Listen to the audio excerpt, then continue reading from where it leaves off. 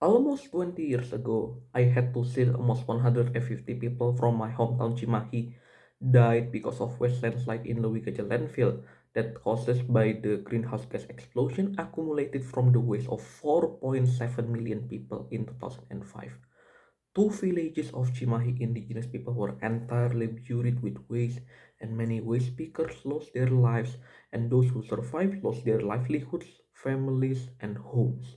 That incident was the first climate injustice tragedy that I really relate.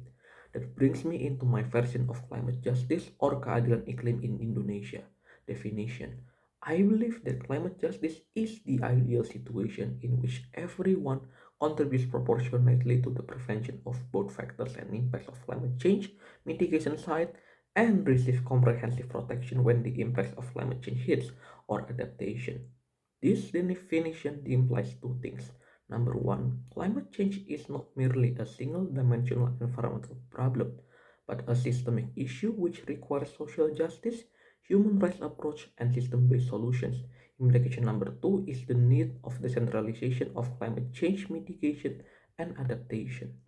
Alignment of commitment and decision is important so that the decentralization of its implementation can be brought effectively into different lived realities.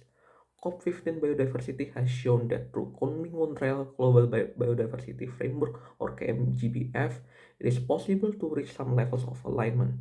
However, some of the agendas needs improvement in which most affected peoples and areas or MEPA voices are crucial. I believe that my participation in COP16 biodiversity is pivotal for four reasons.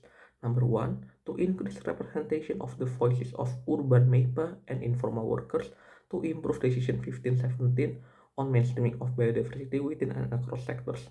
Number two, to develop proposals on a more concrete principles on environmental human rights defenders protection to improve clear action plan in Decision 1511.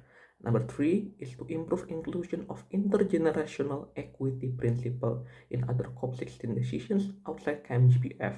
And lastly, to monitor and encourage the development of national biodiversity strategies and action plans, which include stakeholders' aspirations as well as evaluating the first years of KMGPF.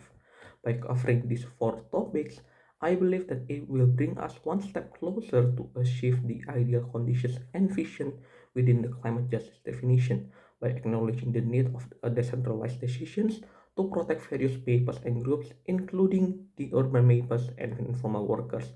I'm Stephen Setiawan from Indonesia, and thank you.